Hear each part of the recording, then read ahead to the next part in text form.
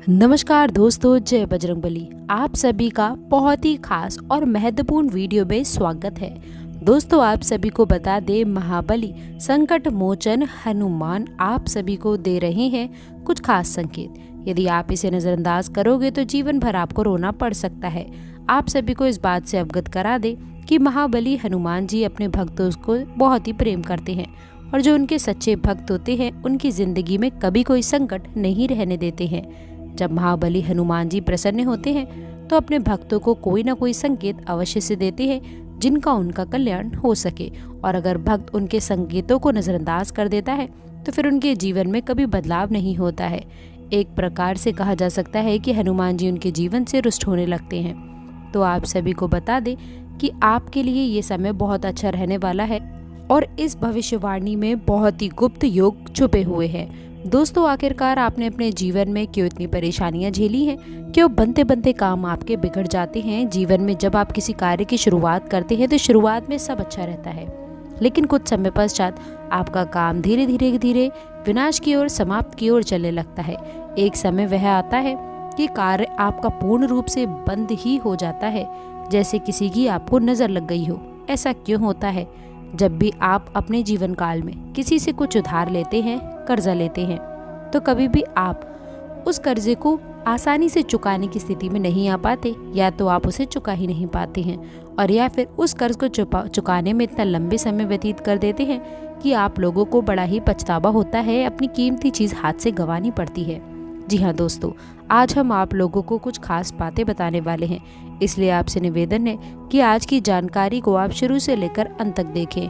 दोस्तों, तो चलिए अब बिना देरी किए हुए वीडियो को शुरू करते हैं और जानते हैं आपकी कुछ खास और विशेष बातों के बारे में। दोस्तों, इन 7 दिनों में उपलब्धियां आना शुरू होने वाली हैं, बड़ी खुशखबरियां आपको मिलने वाली हैं। आप सभी को भी बता दें, इस खुशखबरी के साथ साथ आज के दिन में आप लोगों के जीवन काल का सबसे बड़ा खुशखबरी के योग बने हैं, क्योंकि दोस्तों आपका भाग्य बदलने से किसी का बाप भी अब नहीं रोक सकता है।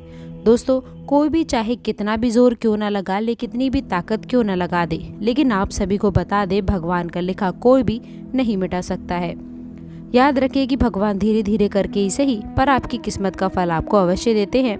आपसे आपका भाग्य की सबसे बड़ी खुशखबरी अब आपको मिलने वाली है। जी हाँ दोस्तों, क्योंकि ये समय आप लोगों के लिए बहुत खास है। करोड़ों के मालिक आप बनेंगे, राजा बन जाओगे आप। दोस्तों, आप सभी को हम इस बात से भी अवगत करा दे कि भगवान की लीला का आशीर्वाद आप लोगों के जीवन में पड़ेगा और आप धन्य होने वाले हैं। दोस्तों, आप सभी को ये भी बताना चाहेंगे कि आपने एक कहावत तो सुनी ही होगी कि कर भला तो हो भला। जी हाँ दोस्तों, आपने अच्छे कर्म अगर किए हैं तो आपको उसका फल भी अवश्य मिलेगा। ये आपके जीवन की बात है या आपके राशिफल की बात है। दोस्तों, आपकी जानकारी के लिए आपको बताना चाहती हूँ कि जीवन में होने वाला है बड़ा चमत्कार और आपके घर परिवार में आने वाली हैं खुशियाँ। जी हाँ दोस्तों, लेकिन आप सभी के जीवन काल में होकर रहेगा चमत्कार और आप बन जाओगे मालामाल। जिंदगी बदलनी है तो आज की इस जानकारी को आप शुरू से लेकर अंत तक देखें। तो दोस्तों, यदि आपको सचमुच में भगवान की मदद की आवश्यकता है, आपकी तकलीफें बहुत अधिक बढ़ गई हैं, पीड़ाएं बढ़ गई हैं, तभी आप इस चीज़ में आगे बढ़े और इस बातों में बताई गई विशेष तौर से इन बातों को आपको ध्यान में रखने की आवश्यकता है। दोस्तों, अब ध्यान से सुनिए कि ये साधनाएं आपको किस प्रकार से करनी है। असल में दोस्तों, इस साधना के 2 चरण रहने वाले हैं। एक चरण दोस्तों जो कि मंदिर में होगा और दूसरा चरण जो कि आपके घर में होने वाला है। तो दोस्तों, अब आप जिस भी मंदिर में जाएं, यहाँ पर ये साधना का एक चरण होगा। उस मंदिर में हनुमान जी की मूर्ति दक्षिण मुखी होनी चाहिए। जी हाँ दोस्तों, हनुमान जी का एक नाम दक्षिण मुखाय भी है, तो हनुमान जी का मुख दक्षिण दिशा की ओर होना चाहिए। ऐसे मंदिर में ही आपको जाना होगा। दोस्तों, दूसरा कि अगर आपको जो घर पर एक भाग्य की साधना पूर्ण होगा, वह सुबह सुबह आपको करना होगा। जी हाँ दोस्तों, रात्रि में ना करें, दिन के किसी भी समय में आप ना करें। तो चलिए दोस्तों, अब शुरुआत कर लेते हैं और आप सभी को बता देते हैं कि इस साधना को आखिरकार आपको करना कैसा है। साधना को शुरू करने का दिन मंगलवार का हो तो बेहतर रहेगा, आप वरना किसी भी दिन कर सकते हैं। मंगलवार के दिन शुरुआत करिएगा। लेकिन आपको मंगलवार के दिन सुबह सवेरे सूर्य उदय होने के पश्चात स्नान आदि करने के बाद में संपूर्ण विधि विधान से आपको तैयार होना है। यानी कि आप लोगों को जितना हो सके उतने लाल वस्त्र पहनने हैं, लाल आसन का आपको प्रयोग करना है, लाल प्रसाद का ही आपको प्रयोग करना होगा। जी हाँ दोस्तों, लाल रंग का लड्डू या फिर कोई भी मिठाई या फिर कोई फल का भी आप प्रयोग कर सकते हैं। अब आप लोगों को आसन बिछाकर बैठना है और जो चौकी लगी है वहाँ पर आपका मुंह यानी कि उत्तर दिशा की ओर होना चाहिए। आसन दोस्तों जहाँ आप लगाएंगे, जहाँ पर हनुमान जी की मूर्ति या फिर फोटो रखेंगे, उसका मुख दक्षिण दिशा की ओर होना चाहिए।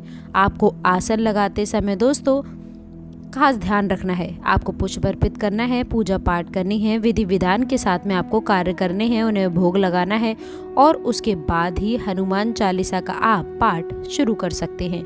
याद रखिएगा दोस्तों कि आप लोगों को हनुमान चालीसा का पाठ आपको 7 बार करना होगा। जी हाँ दोस्तों, हनुमान चालीसा में स्वयं ही ये चीज़ लिखी है कि जो 7 बार पाठ करे कोई, छूट है बंदी महासुख होए।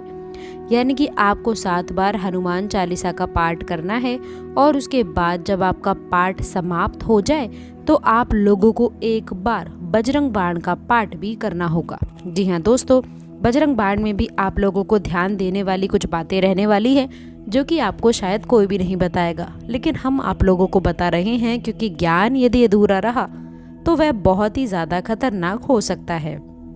तो जब आप बजरंग बाण पढ़ेंगे तो उसमें देखेंगे कि हनुमान जी को शपथ दी जा रही है प्रभु श्री राम की, यानी कि एक भक्त को उसके भगवान की शपथ दी जा रही है।